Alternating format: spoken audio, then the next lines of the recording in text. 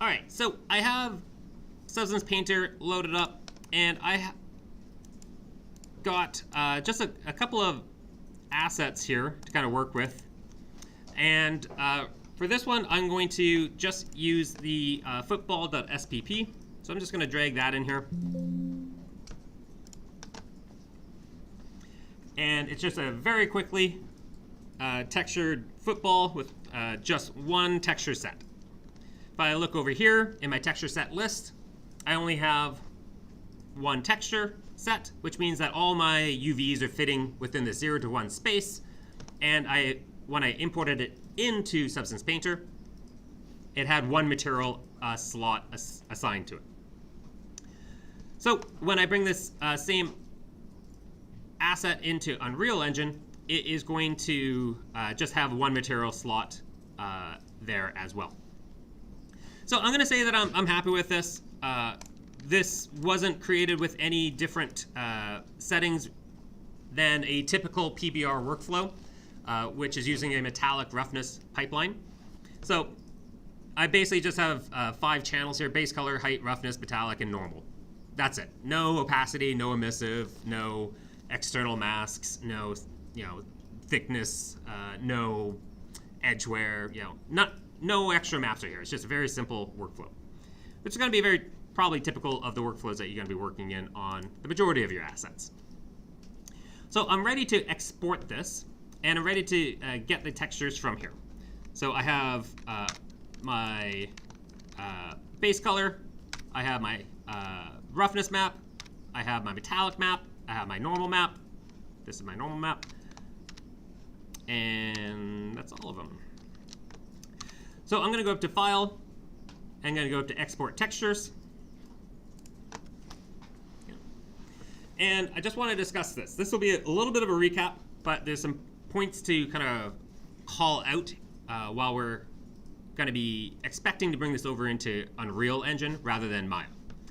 So first things first, I'm going to change my output directory. Okay, and it's asking me for the output template. So here I can scroll down and I can see all the different kind of templates that Substance has to offer.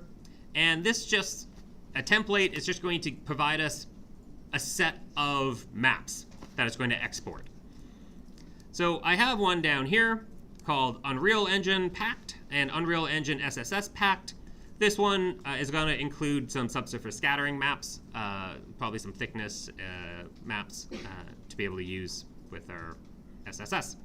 So if I just choose Unreal Engine Packed here, that is going to be kind of a typical thing people will do. But I can't just export this and expect good results, because whenever we are using a template that already exists that you yourself didn't build, you need to go into that template and figure out, okay, what is it actually giving me? So with this output template, Unreal Engine selected, I'm just going to go to my output templates tab. I'm going to scroll down to that same one that I see here, Unreal Engine Packed. So now that I have this selected, I can see the maps that it's going to give me, and they are color-coded for the channels that it's placing it in. So this is my base color map, and I can see that this base color thing, is being plugged into the red, green, and blue channels of this texture file that it's going to be called base color. It's going to be called a bunch of stuff. It's going to have the mesh name, it's going to have the texture set name, then it's going to call _base color, then it's going to put the color space there, and if it had UDIMs, it's going to have the UDIMs there. So it's actually quite a long name that I'm not super keen on, because we want to keep our naming file length pretty, I don't want to say short, but it should be to the point. If you want to have that stuff there because it's useful, yeah, put it there. But we do have a file limit, a file path limit that all of our files have to abide by. And I forget what it is. It's like 128 characters or something like that, or 256. Forget the actual number, but that also includes our folder path as well. So if I put my Unreal project in a folder called this is Bob's folder, don't touch, slash, this is the latest Unreal project, slash, football.norm. That might be too long, and Unreal might not read that file when I go to build my game. So we want to try and keep our folder structure close to the root, and we want to try and keep our file names succinct. So I might clear this up, but I want to kind of just see where my maps are going in the first place. So base color is going into the red, green, blue channel of this map. And then it also has an alpha channel here. And it looks like opacity is being plugged into the alpha channel of the base color. So that's something important to note with this template, right? Is that, hey, if I did create an opacity channel and I was using opacity, it's actually going to store that map in my base color map, right? So when I want to use it, when I want to apply that alpha map, I'm going to have to point to my base color and look to the alpha channel there. Just something to note. Here, I have another map, and it says that this is going to give me a occlusion, roughness, metallic map. And this is otherwise known as an ORM map, and it means that it's placing the ambient occlusion into the red channel, the roughness into the green channel, and then the metallic into the blue channel. And the reason why it does this is because instead of having 3 different files to load up in Unreal, it now only has 1 file to load up, right? It's just going to read an ORM map, and inside that ORM map, I'm going to have the roughness, ambient occlusion, and metallic. And I'm going to tell Unreal Engine, don't look at all these channels all at once. That's not going to make any sense. I'm going to just say, hey, if you're looking for roughness, just look into the green channel of this map. So it's going to save me a lot of texture resource, which is going to be something I'm going to run out of. If I have a file for every single texture that I create, I'm going to quickly run out of resources. So by combining 3 files together, I'm going to cut it down 3 to 1. So this is great. So when I'm creating and this is called a packed texture map. And when I'm creating a packed texture map, I want to name that packed texture map with the letters of the maps in the correct order. So RGB is the order we go in. So whatever I plug into the red channel goes first, green channel goes second, blue channel goes last. So I could have something like a MRA map, right? And that would be metallic would be in the red channel, roughness would be in the green channel, and probably ambient occlusion is what's going to go in that last blue channel, but it could also stand for alpha, right? And sometimes you won't know until you actually just open up the pack texture and look at each channel individually and see, what does this look like? That kind of looks like a roughness. That kind of looks like a thickness map. That kind of looks like an edge map. That kind of looks like a cavity map, right? Because C could stand for a lot of things. Could stand for curvature, cavity, whatever. So you just need to look at it and kind of identify it. I don't know if this goes without saying. Maybe it doesn't. But we can only place black and white maps within a single channel. If we look to see, what a channel looks like, so these channels that we're looking at are just black and white images or black and white values that says how many red pixels, how intense should the red pixels be here? How intense should the green pixels be? How intense should the blue pixels be?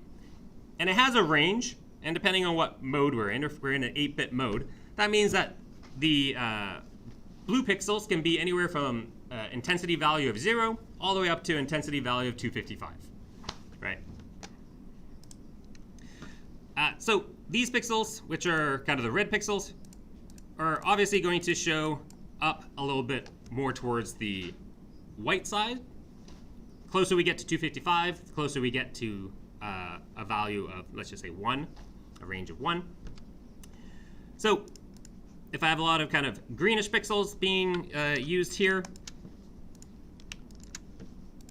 then I'm going to see more intensity in those channels. And all 3 of these channels kind of combine in order to make kind of this cyan color, this blue color, these colors over here. So when I'm packing a texture, I can only pack a black and white texture in it because a single channel only has values between 0 and 255. If I want color, I need to mix all three channels together to kind of get the end result of that. So this means that I can pack roughness maps, I can pack ambient occlusion maps, I can pack metal maps, I can pack an alpha, I can pack a mask that's saying what should be a leaf and what shouldn't be a leaf. I can pack a cavity map, I can pack a map that is just masking out where all the edges of my models are, right? All these things are just going to be black and white maps. And I'm able to kind of pack those maps into a single texture as much as I like. All right, so back here. So that's what's happening here with this ORM. So it's important I know what maps are being stored in what order so that I can go directly to that channel in Unreal. Next, I have my normal map, and I can see my normal map here is giving me a DirectX normal map. What's the difference between a DirectX normal map and an OpenGL normal map? I have two here, and it says that I'm using a DirectX one right now. Yeah, one of these has the normals looking almost reversed, and one of them kind of looks normal. Which way you think normal looks, one way is going to look the opposite of that. So it is flipping the green channel. So it is inverting the green channel or inverting the Y channel. So whenever you're in an application, it's going to be expecting the normal maps to have a positive Y direction, or it's going to be expecting it to have a negative Y direction. What does Maya expect? Yeah, OpenGL, Y up, positive Y direction. That's what Maya is expecting. Unreal is going to be expecting an inverted green channel, or inverted Y channel, otherwise known as a DirectX normal map. Every program these days lets you switch it. You just have to find out where to switch it. But it's also really important that you know what type of normal map it's going to give you so that you know whether or not you have to flip it. And if you didn't create the normal map yourself, that can get a little bit hard. You just have to check, does this look right or does this look right? As you kind of flip it back and forth. And some things it's going to be really hard. Like if I'm making normal maps for some like dirt and stuff, yeah, it's very noisy. Either one probably could have been it. Unless I made it, I don't know. But other things like, you know, if I have bevels or indents and I know this is supposed to be an indent, you should be able to just put a light around it to see, is it bulging out or is it going in? So just, you know, move some lights around, see if you get a better result one way or the other. My recommendation to you is to create a normal map a certain way. Always create it OpenGL, or always positive, or always create it DirectX, and always create it negative. And do that for the rest of your life. That way you know that if you ever go back to a normal map that you created on a project, you know, 3 years ago, you don't have to guess whether or not they're DirectX normal maps or whether or not they're OpenGL. That's my suggestion. So choose the app that you're most in. If you're most in Unreal, make DirectX normal maps. If you're often bringing it into Maya, just create OpenGL normal maps. And just do that for the rest of your life. So here in this template, it's really important that I know which one it's giving me, because I'm going to have to know whether or not I need to flip it when I'm in Unreal, or if I use the same normal map and use it in Maya, do I have to flip it there? So this is saying I'm using a DirectX, which means that it's ready to use for Unreal. I don't need to do any prep in Unreal anymore. But if I want to use this normal map in Maya, I have to remember, okay, I have to flip it over in Maya because it's going to give me a backwards one. Okay, and then finally, the last map that it's giving me here is an emissive map. So it's just plugging this into a red, green, blue, so I can have a colored emissive map exported. When we create emissive stuff, we kind of can work two different ways, or a bunch of different ways, but one of the ways we work is by creating a color map and saying this is the color that should be emissive. The other way we work is we create a black and white map that says this is emissive, this is not, and this is all the values in between of how emissive it should be, and then we kind of blend that map with a color when we're in the program. So this is saying we can just have color directly into our emissive maps, which again is something useful to know. Okay, so all of that is now understood. Now I'm ready to kind of use this template. If I look to see the file name that it's going to give me, though, it's not a great kind of file name. It's giving me the mesh name, and then it's giving me the texture set name.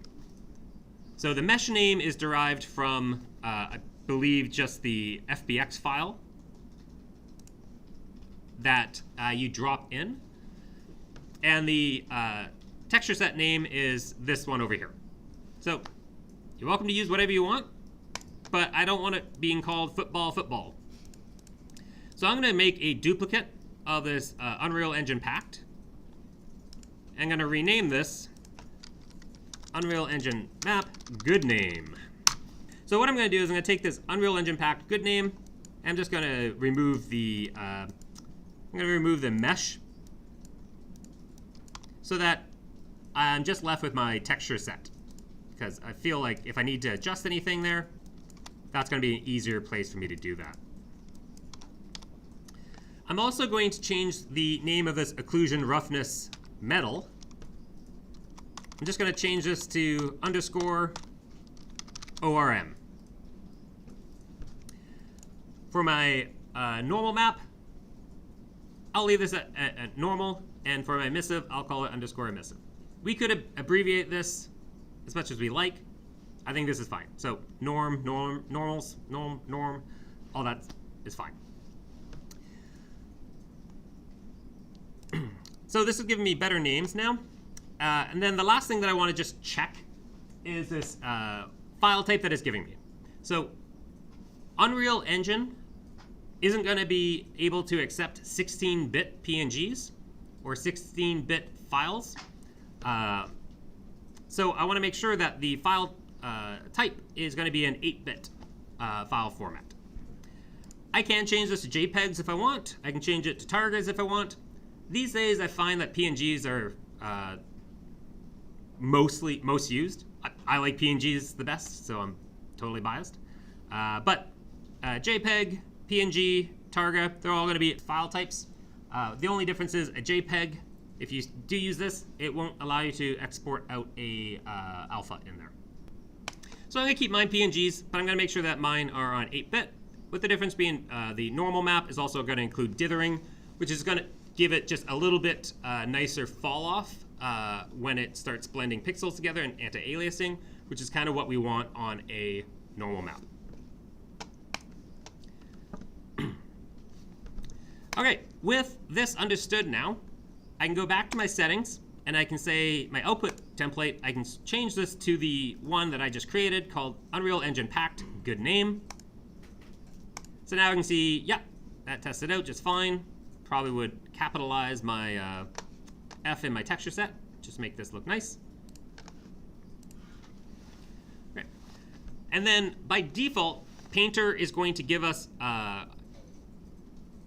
an override for the file type. So instead of saying override, I'm just going to say based on output template.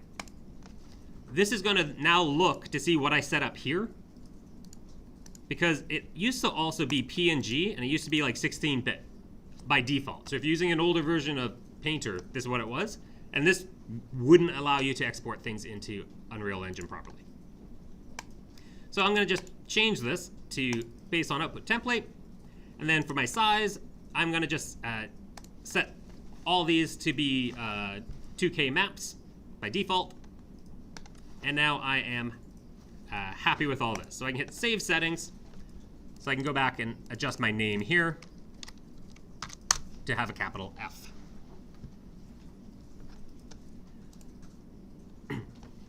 Okay. So all of this here, and looking at our templates and seeing what it's doing, sounds rudimentary, but it's really important that you do it. You can't just blindly choose the one that says, Redshift and expect this one to give you everything you need. Right? This is giving you F0 maps. This is giving you display height fields. It will give you everything you need, probably, if you know what it's giving you and how to kind of use it after the fact. All right, any questions on that? All clear?